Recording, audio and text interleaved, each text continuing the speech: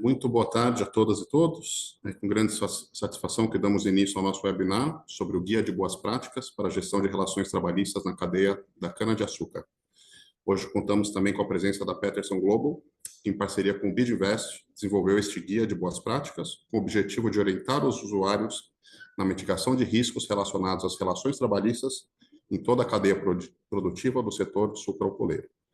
O foco principal deste guia está nas questões sociais relacionadas aos direitos humanos, como o combate ao trabalho infantil e ao trabalho forçado, a promoção de relações trabalhistas justas, a prevenção de discriminação e a garantia da saúde e segurança dos trabalhadores. O guia oferece metodologias para a gestão de riscos, referências às melhores práticas e ferramentas para o controle e monitoramento da cadeia produtiva. O nosso objetivo é que esse documento sirva como um guia abrangente para apoiar as empresas e a sociedade na construção de relações trabalhistas dignas, responsáveis e construtivas dentro da cadeia produtiva da cana-de-açúcar. Eu gostaria de destacar a importância desse setor para a socioeconomia mundial e especialmente para a América Latina. Segundo a FAO, a produção de cana-de-açúcar corresponde a 20% entre as principais commodities mundiais. As Américas contribuem com aproximadamente 52% do volume mundial, sendo o Brasil sozinho responsável por cerca de 30% do volume global. Inicialmente, o guia foi publicado em português e as versões em espanhol e inglês estarão disponíveis em algumas poucas semanas. Bom, eu gostaria agora de apresentar rapidamente os nossos panelistas. O Danilo Blanco, ele é engenheiro agrônomo graduado pela Universidade de Marília, com pós-graduações em Manejo e Conservação de Solo pela Universidade de São Paulo, Engenharia de Segurança do Trabalho pela mesma universidade. Tem ampla experiência em gestão de projetos e atualmente atua como Country Manager na Peterson Consultoria e possui expertise com diversos padrões de referência internacionais. A Juliana Gomide Tondowski é formada em Engenharia Civil com pós-graduação em Meio Ambiente e Sustentabilidade. Como consultora, trabalhou em gestão e desenvolvimento de projetos para clientes nacionais e internacionais, desenvolvendo documentos corporativos para melhor comunicação com as partes interessadas, verificações externas sobre os requisitos de direitos humanos, programas privados e processos de due diligence. O Gabriel Tassara é formado em Economia e Relações Internacionais e possui pós-graduação em Gestão de Sustentabilidade. Como consultor, trabalhou na gestão e operação de projetos, principalmente no desenvolvimento de diagnósticos ESG, relações com as partes interessadas, desenvolvimento de políticas, planos de ação e programas privados, entre outros. Antes de prosseguirmos, gostaria de informar que os participantes poderão incluir suas perguntas no chat e que essas serão respondidas ou ao longo da apresentação ou ao final desta. Esperamos que este webinar seja uma oportunidade valiosa para compartilhar conhecimentos e fortalecer nosso compromisso com práticas trabalhistas justas e sustentáveis. Obrigado a todos pela presença e participação, e agora eu passo a palavra para o Danilo Blanco. Perfeito. Bom, muito boa tarde a todos, obrigado pela participação. Primeiramente, queria agradecer ao João, a Paula e todo o time do BID pela oportunidade e também pelo convite de estar aqui e poder apresentar um pouquinho para vocês do guia que nós criamos. Tá? Inicialmente, queria apresentar para vocês a Peterson brevemente, mas nós somos uma consultoria de sustentabilidade focada em ESG, toda a parte de gestão de gases de efeito estufa, due diligence em campo, focando em questões sociais, ambientais, também toda a parte de mecanismos de queixa, engajamento com comunidades, também a parte de agricultura regenerativa, e principalmente focado em projetos personalizados para ajudar empresas no atingimento de suas metas e seus objetivos de sustentabilidade. Então, a gente trabalha muito com esse tipo de serviço. Né? A Peterson é uma empresa familiar holandesa, fundada em 1920, então nós temos 104 anos de história, e hoje nós atuamos em 82 países e temos mais de 6 mil trabalhadores, o que ajuda a gente muito, principalmente na parte de boots on the ground, então ajudando as empresas ali efetivamente no campo, entendendo tudo o que está acontecendo, entendendo o que pode ser feito e mapeando a cadeia como um todo, né? Acho que passando mais para a parte de apresentação, durante a nossa apresentação eu vou estar no chat tentando responder todas as perguntas de vocês, também aí disponível para para apoiar em qualquer dúvida que vocês tiverem. E, além disso, nos próximos 3 dias, a gente vai estar também presencialmente no evento em Manaus e vamos ficar felizes em conversar com vocês, com quem tenha mais dúvida, qualquer coisa que vocês tiverem, estaremos à disposição. Dito isso, queria passar a palavra para o Gabriel, que vai poder começar a apresentar efetivamente o guia que a gente desenvolveu aí em parceria com o BID. Beleza? Gá, acho que o palco é seu. Perfeito. Não, primeiramente, obrigado, João e Danilo, aí pela introdução. Como já foi apresentado, né, só o meu nome é Gabriel Tassara, trabalhando pela Peterson. Também agradecer a oportunidade, né, e parabenizar o IDB, né, o BID Invest, por essa iniciativa, né, por essa semana de sustentabilidade que está sendo promovida aí em Manaus. Bom, para tratar um pouquinho sobre o tópico de hoje, a ideia é apresentar esse webinar em um formato um pouco de treinamento, para apresentar o material produzido pelo BID Invest, né, que é o Guia de Boas Práticas para a Gestão de Relações Trabalhistas na Cadeia de Cana-de-Açúcar. Deixa eu passar aqui. Eu vou primeiro fazer um breve contexto, uma contextualização bem rápida do setor de cana-de-açúcar e também trazer alguns pontos relacionados às principais dificuldades, os principais desafios que esse setor coloca relacionado às questões de direitos humanos, às questões de desafios de práticas trabalhistas e algumas condições que o guia busca, né, orientar ou também trazer algumas recomendações de como as empresas, de como os gestores podem endereçar esses tópicos e diminuir os riscos relacionados a eles. Então, primeiro gostaria de colocar que o setor sucro alcooleiro e energético, né, ele utiliza a cana-de-açúcar como matéria-prima. É um setor responsável hoje pela geração de empregos tanto diretos como empregos indiretos em escala global. E quando nós fazemos uma observação das características da cadeia produtiva como um todo, a gente consegue identificar, né, diversos subsetores diretamente ligados a essa indústria.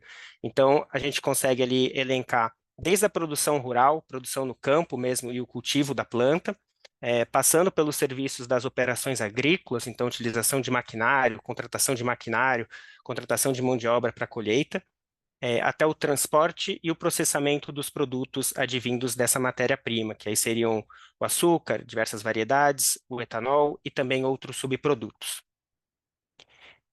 Como o João também já havia comentado, né, a importância aí do cenário e o tamanho dessa commodity para o mundo, né, 20% ali que ele citou, do volume total das commodities se referem à cana-de-açúcar, né? Hoje a gente trabalha focado, né, na parte da América Latina e Caribe, então hoje o guia está voltado mais para essa região, e é a região com a maior produção dessa commodity no mundo, com mais de 52%. Então, por isso, é um foco grande para as práticas relacionadas ao trabalho e direitos humanos para essa região. Esses pontos iniciais aqui, só para vocês entenderem um pouquinho do setor, e aí passando agora para o cenário, né, das práticas trabalhistas, sociais e de direitos humanos, que a gente consegue identificar, né? Além de já vivermos um cenário, né, repleto de evoluções das tecnologias, mudanças econômicas, tivemos ali o cenário da Covid, né? Todos esses cenários impuseram questões e novos desafios, né, contornos e desafios novos para a gestão de pessoas, o trabalho, relacionados às práticas de trabalho e também as questões relacionadas a trabalho infantil e trabalho forçado. A dinâmica do setor, então, né, seguindo essas duas estruturas principais, nos levou a explorar, né, novas abordagens para gerenciar essas questões sociais, e aí a gente traz dentro do guia o destaque, né, para as relações trabalhistas, temas dos direitos humanos, mas também para a educação, para as crianças e adolescentes, e os avanços na saúde e segurança no local de trabalho. E quando a gente traz esses temas, esses tópicos, né, é bom a gente referenciar essas características que o setor impõe na hora da gente de realizar esse trabalho referente a esses temas, né. O setor é uma cadeia de abastecimento que se espalha por vários países, com condições diferentes, características diferentes. o poder de tomada de decisão do setor ele está concentrado nos grandes comerciantes e nas grandes indústrias, que normalmente também ficam fora dos países originadores dessa matéria-prima, que em algumas situações não conhecem a realidade da produção, a realidade das usinas. Também a gente tem aí a questão das múltiplas formas de acordos trabalhistas. Diversos países possuem legislações diferentes, regulamentações diferentes, e aí acaba colocando diversos tipos de acordos trabalhistas. Então, buscar essa padronização é algo bem desafiador. Temos aí a base, né, que a cana-de-açúcar basicamente serve de subsistência aí aproximadamente mais de 100 milhões de pessoas, né, em todo o mundo. Então, é algo bastante substancial, um setor bastante substancial. A dificuldade da transparência e a pouca informação disponível, né, sobre questões trabalhistas e sindicais é algo que também o setor acaba dificultando no estabelecimento dessas regulações e dessas regras de trabalho. E aí algo que é recorrente no cenário da agroindustrial como um todo, né, que é a falta de rastreabilidade dos produtos, é algo que vem sendo desenvolvido, vem sendo cada vez mais no sentido evolutivo, né, mas ainda tem muito a ser feito, né, nesse aspecto.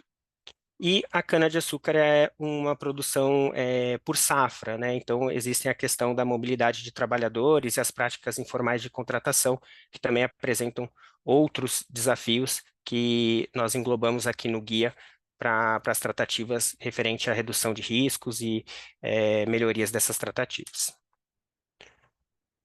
Deixa eu passar aqui. Opa. Aqui, como o João também citou, vou passar brevemente, mas é relacionado ao objetivo mesmo do guia. Então, esse guia de boas práticas, ele foi elaborado, né, com o objetivo de orientar o usuário, né, na abordagem de riscos vinculados às relações de trabalho ao longo da cadeia produtiva do setor sucroalcooleiro, e aí envolvendo os produtores de cana-de-açúcar, os prestadores de serviços terceirizados, as usinas de açúcar e álcool, e também abarcando todas as etapas produtivas que esse setor possui. E aqui a gente tem que trazer um foco muito grande, principalmente para a cadeia de fornecedores, que é algo que ainda falta uma visão mais direcionada, e onde os riscos, os maiores riscos foram identificados, né, e são identificados.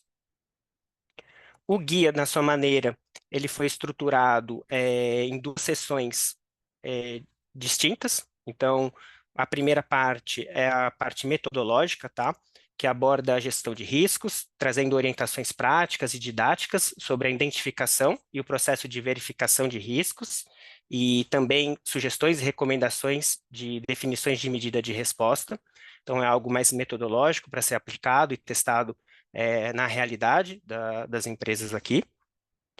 E na segunda parte do guia a gente tem a abordagem conceitual, que aí apresenta os temas foco, que aí foram os que a gente citou, como direitos humanos, saúde e segurança do trabalho, e também a parte de canal de denúncias e comunicação de reclamações.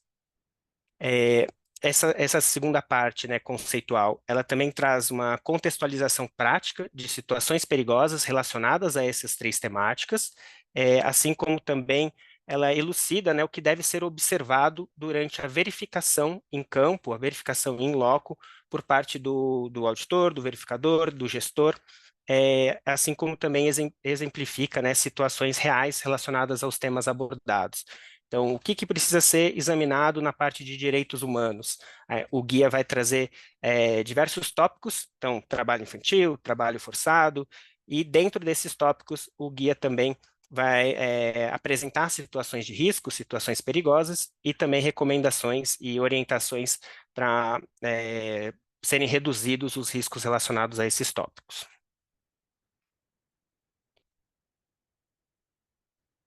Aqui, apresentando basicamente as principais normativas, tá, e referências nas quais o guia se baseou, se norteou. Então, temos aqui as convenções estabelecidas pela Organização do Trabalho, né, a OIT ou ILO, do inglês, e as diretrizes também da United Nations, ou da Organização das Nações Unidas, assim como também a Corporação Financeira Internacional, o IFC, né, o International Finance Corporation. Então, essas aqui foram utilizadas como padronização e entendimento do que aquele tema, o que é entendido como direitos humanos, o que é entendido como trabalho infantil, e também foram utilizados é a política de sustentabilidade ambiental e social do BID Invest, como uma política orientativa, e Bom Sucro e SMETA, né, esses dois padrões que são utilizados aí para identificação mesmo de práticas recorrentes exigidas pelas principais certificações do mercado sucroenergético. Então, basicamente, essas foram as principais fontes ali do qual o guia se orientou para estabelecer as suas definições e as suas interpretações. Aqui eu gostaria de explicar para vocês e também comentar que o guia, então, é um documento em PDF. Ele vai estar disponível, né? Ele já está disponível no site do IDB Invest para consulta, para fazerem o download, para conseguirem lerem na íntegra, né, todos os pontos. Mas aqui para mostrar para vocês basicamente como que ele está estruturado. Então temos na parte 1 a introdução, que é basicamente o que eu e o João colocamos aqui, comentamos um pouco sobre a caracterização do setor, os objetivos do guia, os padrões utilizados, né, e as orientações gerais de como utilizar esse material. Na parte 2, temos a metodologia e o funcionamento deste guia. Então, basicamente, a apresentação de como funciona a interpretação dos riscos, a gestão dos riscos, e também uma metodologia sugerida pelo guia, para a qual vocês possam se basear e aplicar na realidade de cada um. E a parte do foco da verificação, que aí contempla aqueles 3 tópicos citados, né? Garantia dos direitos humanos, ambiente de trabalho seguro e saudável, e o canal de denúncias, no qual vai ter um foco bem grande no que vocês precisam, o que a empresa precisa verificar em cada um desses 3 macro temas, na realidade em que vocês estão apresentados. A parte de conceitos complementares, basicamente definição de alguns temas, mais de forma orientativa, e as referências bibliográficas para vocês terem outras fontes de consulta e interpretação também. Agora eu vou passar a palavra para Juliana fazer alguns comentários e apresentação da parte de risk management, né? Obrigada, Gabriel. Boa tarde a todos. Então, entrando um pouquinho mais em detalhe em relação ao conteúdo do guia, iniciando pela parte de gestão de riscos. Pode passar, por favor, Gabriel. O primeiro ponto que nós temos em relação à gestão de riscos dentro do guia é a sua definição, e nesse sentido o guia busca orientar o usuário em relação às abordagens que devem ser tomadas e em relação a situações potencialmente perigosas. Isso, como já mencionado anteriormente, para toda a cadeia produtiva, então pensando não apenas em operações próprias, mas também nas operações de terceiros que estão relacionados ao negócio em questão.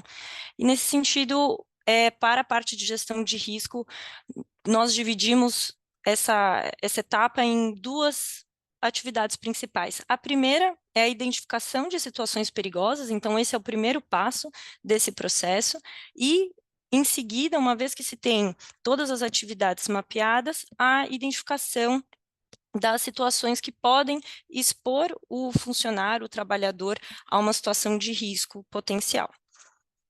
Logo em seguida, se seguiria para o processo de verificação periódica, então esse processo deve ser parte de um monitoramento in loco e preferencialmente realizado por visitas não anunciadas. O fato de se fazerem visitas não anunciadas contribui para uma maior confiabilidade no processo e para que se possa averiguar efetivamente como determinada operação funciona no dia a dia, seja ela a nível de usina ou também a nível agrícola, né? Então, de produção agrícola. E esse processo de verificação periódica, ele se baseia em 3 pilares principais. Então, as observações de campo, entrevistas com partes interessadas e análise documental. Então, a correlação entre esses 3 pontos é o que garante essa maior confiabilidade realmente ao processo. Pode passar, por favor. Além disso, dentro do guia também é colocada uma metodologia sugerida para a identificação. Ela não é obrigatória, ela realmente vem a caráter de sugestão, uma vez que muitas vezes determinadas empresas ou indústrias já possuem processos estabelecidos, mas a ideia é poder sugerir uma metodologia que poderia ser utilizada para além daquelas que já foram aplicadas ou no caso da inexistência de alguma já implementada. Então, esse processo, né, essa metodologia, ela se baseia em dois parâmetros principais. O primeiro consiste no grau de exposição, então o grau de exposição auxilia na classificação das situações de acordo com a gravidade do dano que ele pode gerar do ponto de vista físico ou psicológico e também com relação à intensidade desse dano que pode ser gerado. E, nesse sentido, existem 3 graus diferentes de exposição. Então, o primeiro, baixo, em que o eventual dano que pode ser gerado, ele é mínimo para a saúde e bem-estar do trabalhador, então não seriam identificadas nesse sentido nenhum dano físico, né? Existem, eventualmente, impactos leves ou temporários, facilmente tratáveis. Já para o grau de número 2, que seria médio, entende-se que seria uma classificação para situações em que se tem um efeito moderado, então podem ser identificadas injúrias físicas ou psicológicas. E o de grau 3, que seria alto, se refere a situações em que podem ser encontradas práticas irregulares, ilegais, que desrespeitam de alguma forma a saúde e segurança, direitos humanos, ou até que apresentam algum caráter criminal. Já em relação ao segundo parâmetro, da probabilidade de ocorrência, esse parâmetro avalia não só as chances daquele dano ocorrer, mas também as circunstâncias em que ele ocorre. E, geralmente, ele é avaliado com base na existência ou ausência de controles, procedimentos e outras condições estruturantes que podem contribuir na avaliação da ocorrência daquele dano, seja ele isolado, né, pontual, ou se ele tem uma tendência a se repetir. E, assim como no parâmetro anterior, nós também temos 3 níveis. O primeiro, latente, e nesse caso, seriam para danos que podem não ocorrer, mesmo, né, que quando não existem ferramentas de controle e monitoramento. Então, um exemplo disso seria, por exemplo, a falta de um procedimento de testes para luzes de emergência. Mesmo caso, né, não haja esse procedimento específico, é possível que um dano não ocorra, né, algo mais leve. O nível 2 já seria algo pontual, então quando o dano ele acontece, mas não há uma previsibilidade da recorrência. Então, um exemplo seria um extintor de incêndio descarregado em uma única frente de trabalho.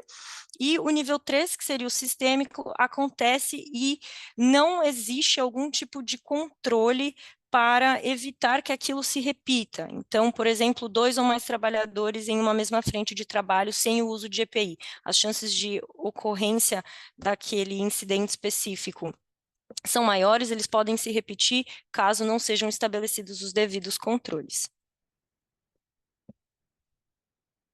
Então, a correlação entre esses 2 parâmetros é o que permite, de acordo com essa metodologia proposta, a identificação dessa severidade do risco, né? Então, avalia tanto a severidade quanto a frequência e relaciona, e a gente pode relacionar como exposto no gráfico à direita, qual é a intensidade ou a gravidade desse risco que foi identificado. Pode seguir, por favor. Então, nós trouxemos aqui 2 exemplos para ilustrar essa situação que foi, né, essa metodologia exposta. Então, no primeiro caso, durante uma visita periódica, o verificador externo que foi a uma propriedade rural, ele identifica a presença de crianças dentro da fazenda e, no momento da investigação, avalia que essas crianças não estão performando nenhuma atividade relacionada à produção.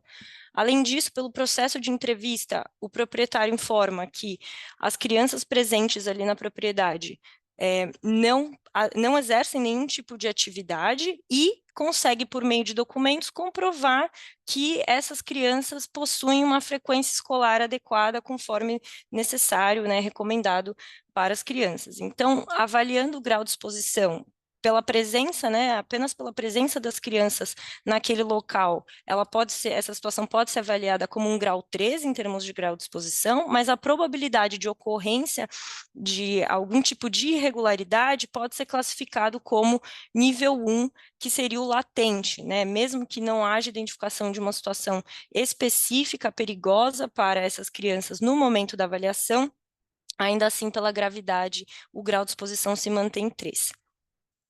Já passando para a situação do estudo de caso seguinte, durante uma outra visita periódica, um verificador externo pôde observar pôde observar uma pessoa aparentemente jovem, trabalhando e identificada com as vestimentas do contratante. Ao questionar qual era a data de nascimento desse trabalhador, foi constatada uma irregularidade, foi constatado que se tratava de um menor de idade e, além disso, quando questionado o contratante, este informou que não possuía os documentos e não possuía nenhum outro tipo de documento que pudesse comprovar não só a idade dos trabalhadores, mas também o tipo de contratação, o formato de contratação desses trabalhadores, né? E aí de todos os trabalhadores ali que estavam presentes no local.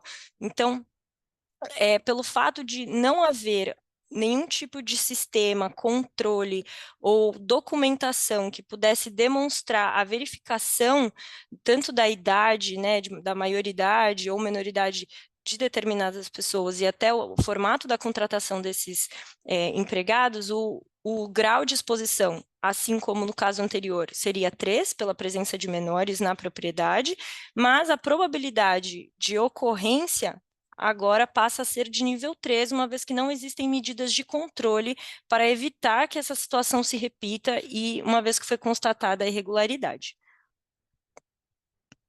Pode passar, por favor, Gabriel. Devolvo a palavra a você. Perfeito, Juliana. Tudo que a Juliana apresentou até o momento foi a parte da metodologia de verificação dos riscos, né, e como fazer essa identificação a campo, né, em loco, dessas situações que podem apresentar diferentes níveis de risco. O guia, após essa apresentação dessas metodologias e esses formatos, ele parte, então, já com as orientações específicas para as temáticas que nós, de forma geral, identificamos como as prioritárias. Então, a parte 3 do guia é o foco da verificação, e o foco da verificação ele é dividido em 3 grandes temas que nós já citamos aqui.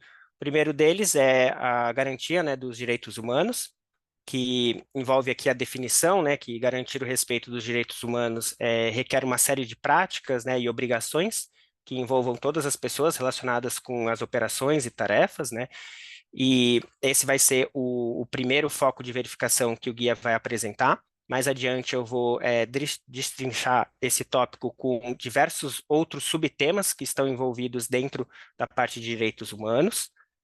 O outro macrotópico que o guia também especifica é a questão da saúde e segurança no local de trabalho, muito voltado aos 2 cases que a Juliana citou, de identificação de risco. Então, no contexto, né, dos acordos trabalhistas, né, no agronegócio no geral, mas em todos os setores de maneira geral, algumas das questões mais recorrentes estão ligadas à saúde e segurança no campo, né, incluindo questões físicas, questões químicas, questões biológicas e riscos ergonométricos. Então, esses são os principais riscos que a parte de saúde e segurança e os trabalhadores estão expostos no dia a dia do trabalho.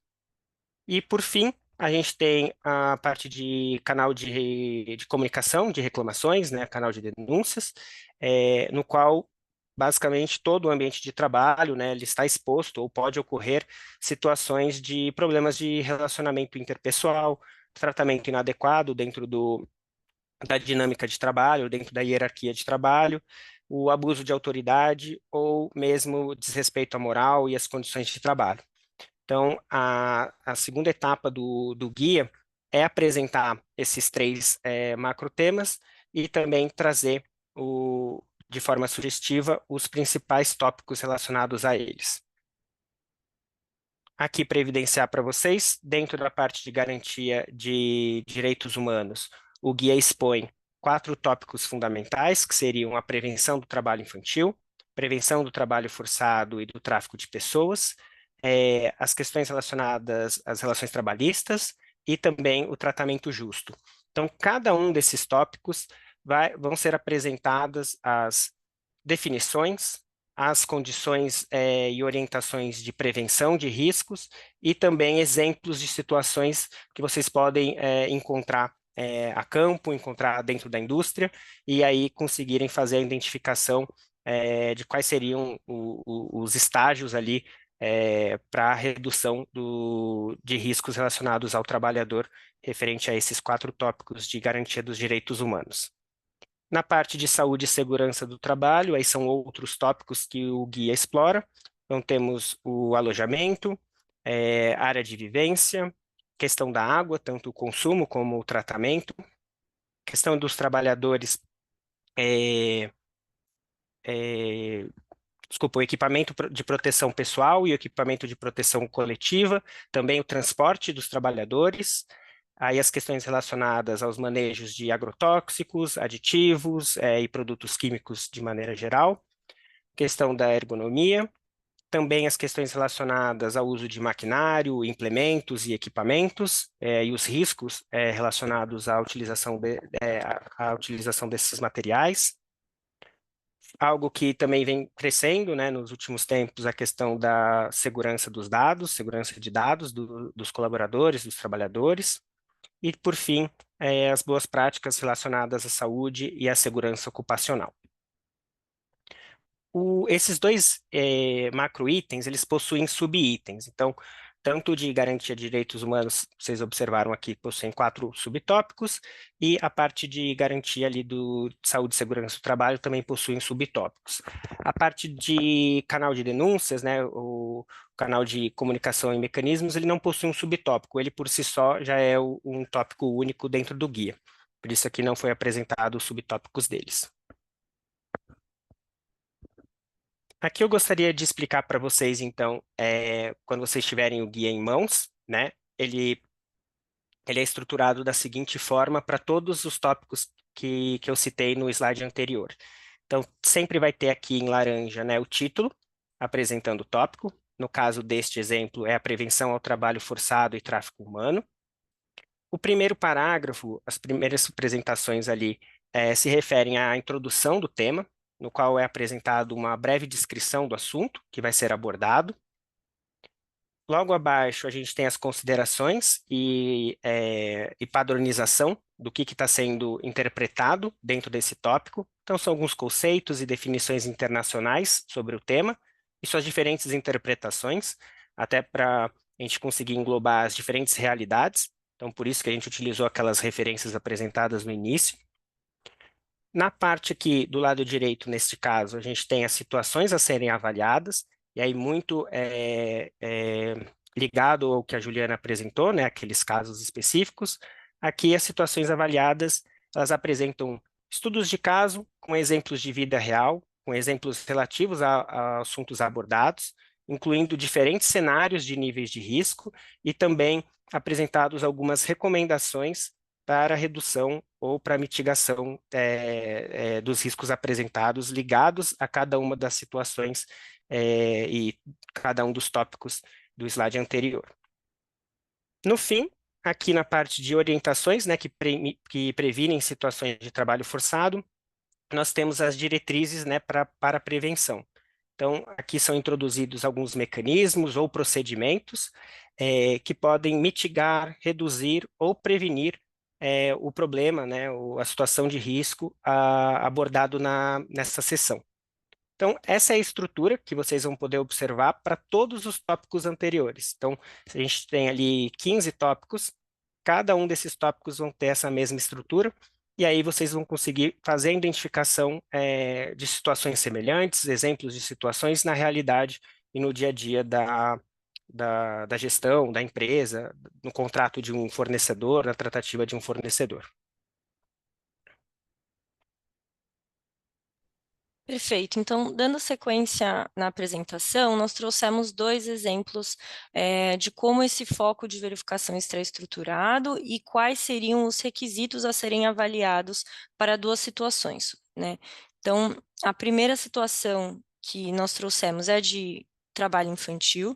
Então, pensando no contexto de produção agrícola, é extremamente importante avaliar se existem crianças no perímetro do local, né, na propriedade ou ao redor, e dentro desse processo de verificação, avaliar qual é a idade desses menores, dessas crianças, se existe algum tipo de relação familiar entre os proprietários do local e as crianças presentes dentro da propriedade. Além disso, se esses menores estão envolvidos em algum tipo de atividade, e em caso positivo, identificar quais são as atividades performadas, e também se esses menores possuem uma frequência escolar adequada, se eles vão à escola, e em caso negativo, investigar o porquê, né, de não haver a frequência escolar exigida, recomendada.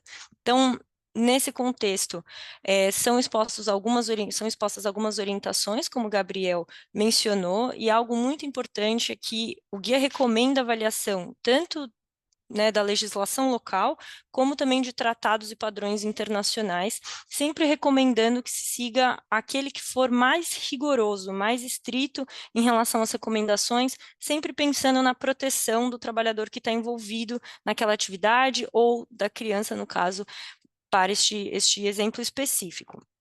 Então, o objetivo é que se consiga eliminar qualquer tipo de trabalho infantil ou exploração econômica vinculada ao trabalho de crianças. E, além disso, são recomendadas algumas questões que podem contribuir na implementação de processos para resolver questões ligadas a trabalho infantil, como, por exemplo, a implementação de sistemas, de gestão em relação aos trabalhadores ali envolvidos no local, a definição de políticas, procedimentos e outros processos que podem contribuir nesse sentido. Além disso, a implementação de visitas e auditorias periódicas para avaliar o cumprimento com a legislação local e outras diretrizes orientativas, e também a presença de cláusulas contratuais que mitiguem esses riscos, mas vale sempre ressaltar que apenas a presença de cláusulas em contratos ela não é suficiente. A gente recomenda fortemente que as visitas periódicas sejam sempre realizadas para verificar o cumprimento, atendimento a essas questões.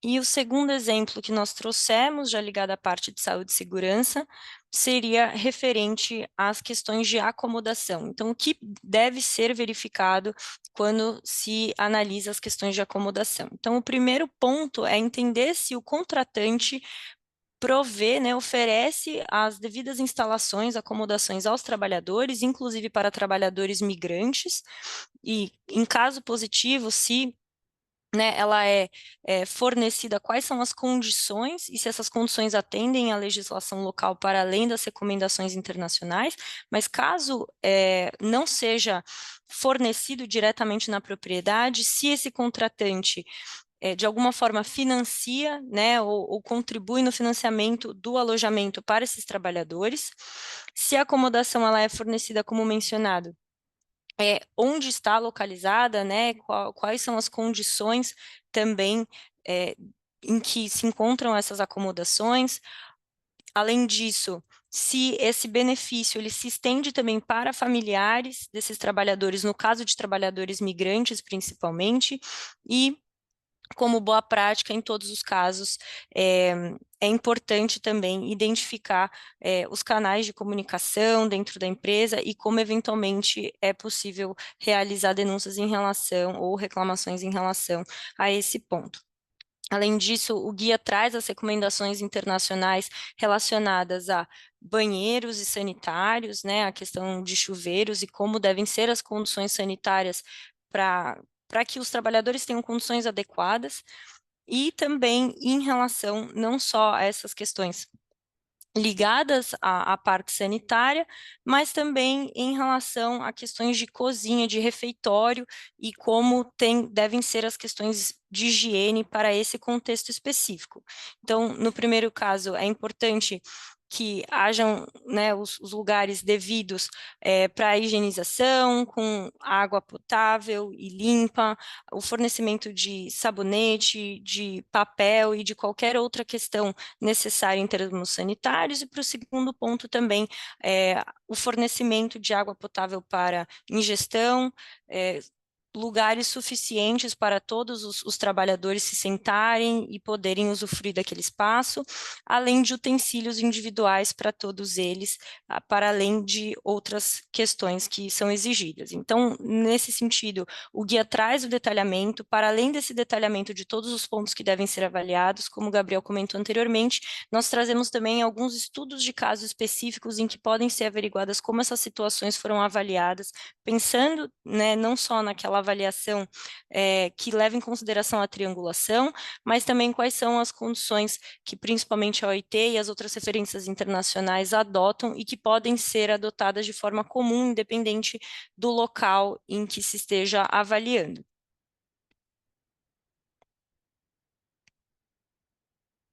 Então, com isso, eu encerro a nossa apresentação. Agradeço muito a participação de todos. Comento também que vocês podem acessar o QR Code que está exposto na tela para avaliar o treinamento que foi realizado e passo a palavra novamente ao João para qualquer comentário complementar e para que possamos seguir também com a sessão de perguntas e respostas. Obrigada novamente.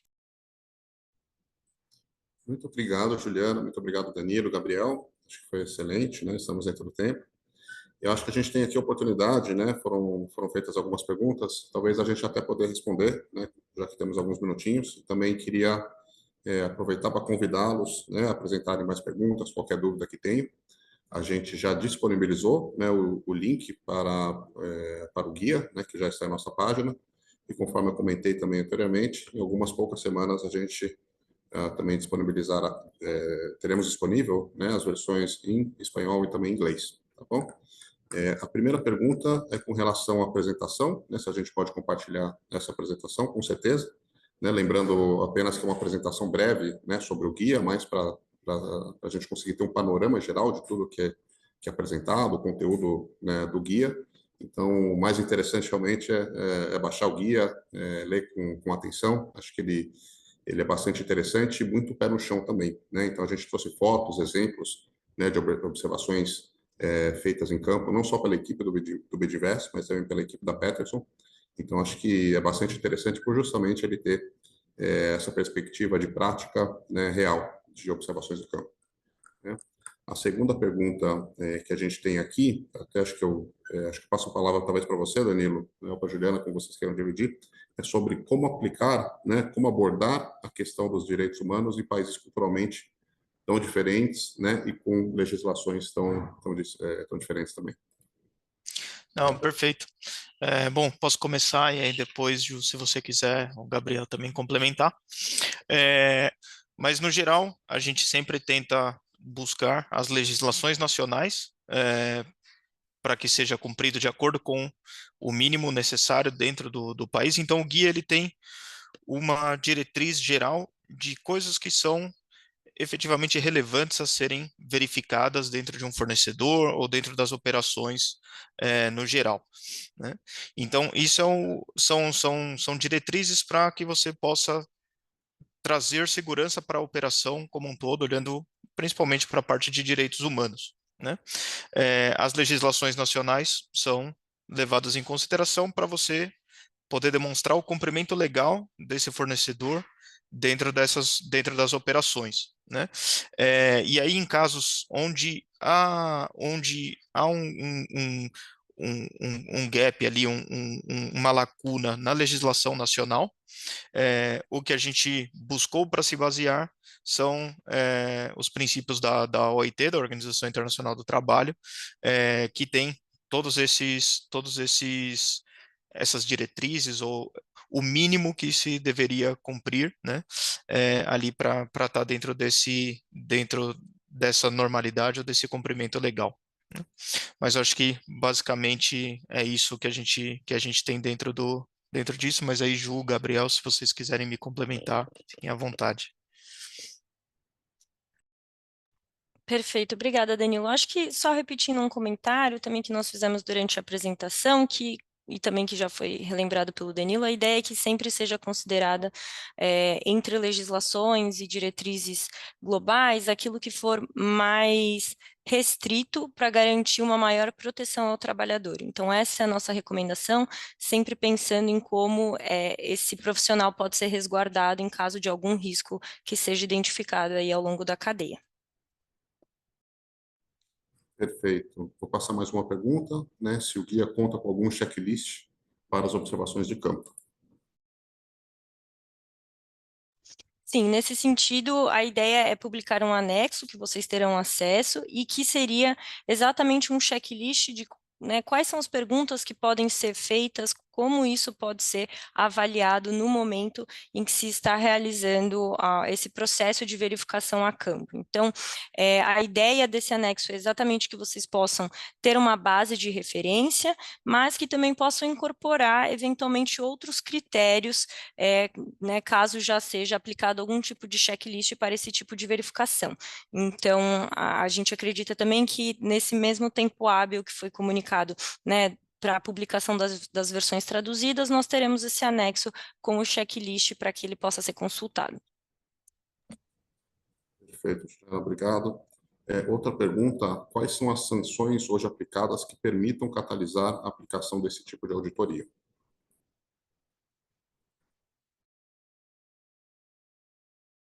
Bom, eu posso começar, e aí depois vocês podem me complementar também, mas basicamente dentro do guia, a gente tentou trazer ferramentas para que a empresa possa efetivamente ter recursos para isso. Então, a gente parte do princípio de que, digamos, o ponto inicial para qualquer tipo de tomada de decisão é a base que as empresas têm no contrato firmado com os fornecedores, né? Então, ali, com termos claros de responsabilidades do fornecedor, olhando para a parte social, para a parte trabalhista, acho que esse é o ponto inicial, e que esse contrato permita que as empresas efetivamente possam, já de forma clara, visitá-los, fazer essa verificação em campo, dizendo, ó, nós temos esse contrato firmado, você vai ser fornecedor para a nossa empresa, e nós vamos fazer periodicamente visitas a campo, acessar os seus trabalhadores, conversar com eles, entender o que está acontecendo, baseado nesse guia, baseado nesse pacote de requerimentos que estão dentro do nosso desejo. E aí, esse documento, ao mesmo tempo que te permite fazer essas visitas, traz também possibilidades de sanções, desde suspensão temporária do fornecimento de cana, ou até mesmo suspensão ali do contrato como um todo. Então, tudo dentro de negociações comerciais, e novamente, isso é um guia para ajudar as empresas a ter essas ferramentas para tomada de decisão mesmo.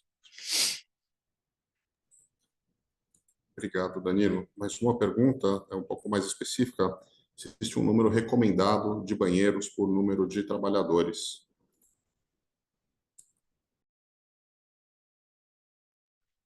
Bom, novamente, isso vai depender de legislações nacionais, né?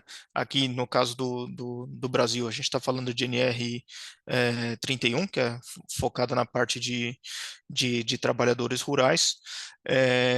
A parte de quantidade mínima, eu efetivamente não me lembro, e aí eu posso pedir ajuda aqui aos universitários, mas ele não pode estar em distâncias muito longas de onde os trabalhadores estão efetivamente trabalhando, né? Mas aí eu posso pedir ajuda aqui para os universitários.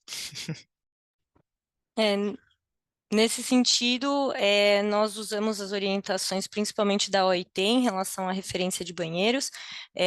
No guia, a gente consegue verificar se tem especificação da quantidade, mas a gente seguiu todas as orientações aí fornecidas dentro da OIT e dentro dos parâmetros que a OIT coloca, não só em relação a questões de gênero, então, da necessidade de separação e da possibilidade desses trabalhadores acessarem um ambiente seguro também em termos sanitários. Então, eventualmente, até, Gabriel, se você tiver essa questão na ponta da língua, mas, de qualquer forma, esse tema, esse ponto foi abordado dentro do guia. Não, infelizmente eu não tenho ainda o número aqui, eu precisaria verificar para passar exatamente, mas é alguma questão relacionada à porcentagem, né? Então, por volta de 5% ali para ambos os sexos, né? Então, sexo masculino e sexo feminino, que é separado pela ANR, pelo menos no Brasil. Perfeito, muito obrigado. Próxima pergunta, se vocês poderiam detalhar um pouco mais como o guia ajuda a garantir que os clientes implementarão medidas para infrações relevantes aos direitos humanos, protegendo trabalhadores e comunidades.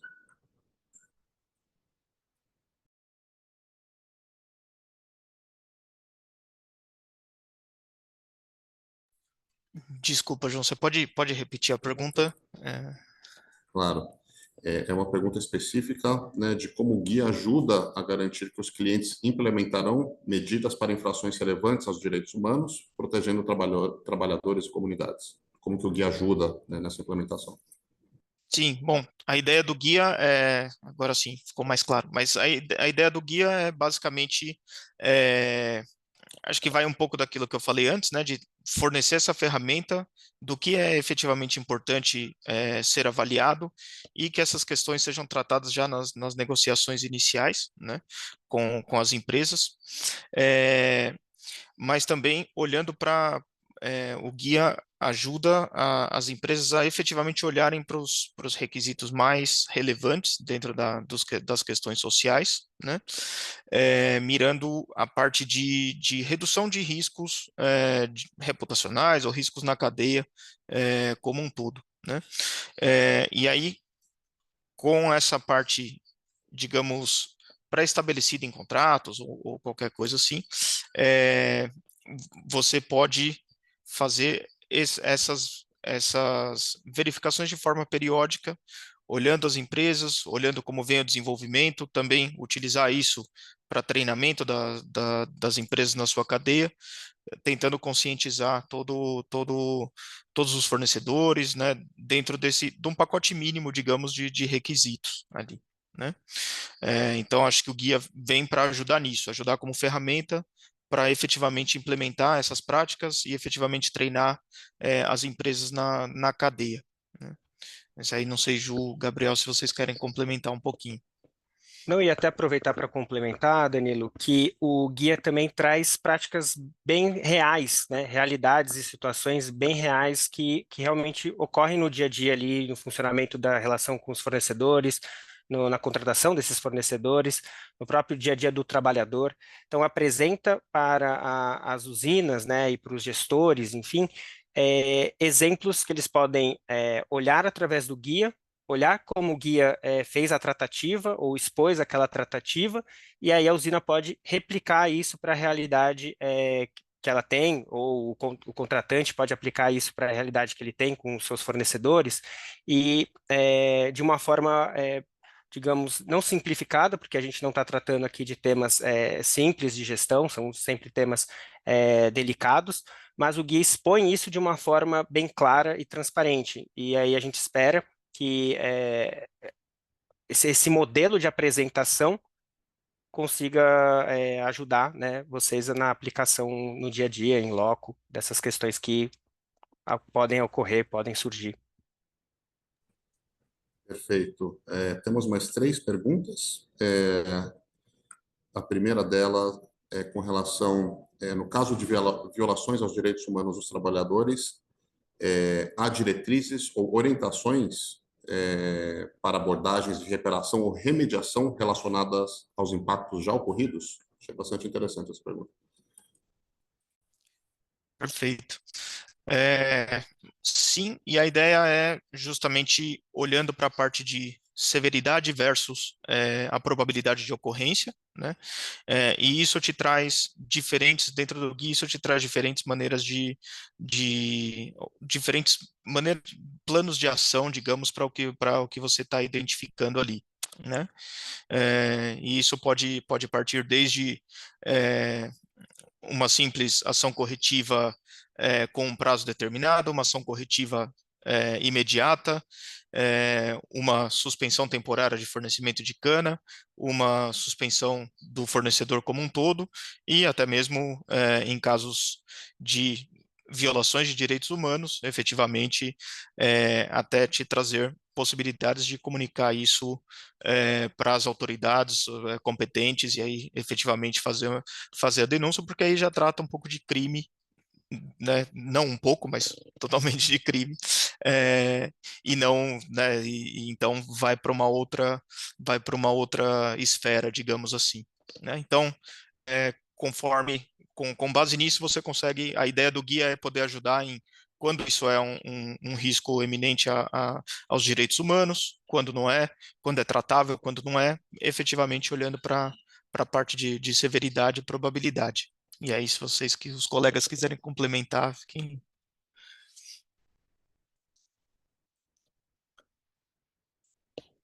Pode ser? Tá certo. Acho que a próxima pergunta você acabou de responder, Danilo, né? O que fazer detectada a infração? Não deveria ser feita a denúncia, né? Sim, se tratando de um crime, né? Ninguém pode ser conivente, a denúncia deve ser feita, né? Então, essa orientação, inclusive, é dada, né, claramente no guia. Já respondendo essa pergunta, tá bom? E a última pergunta que a gente recebeu, né? E como salvaguardar os direitos garantidos pela Lei de Proteção de Dados versus anomalia, infração detectada?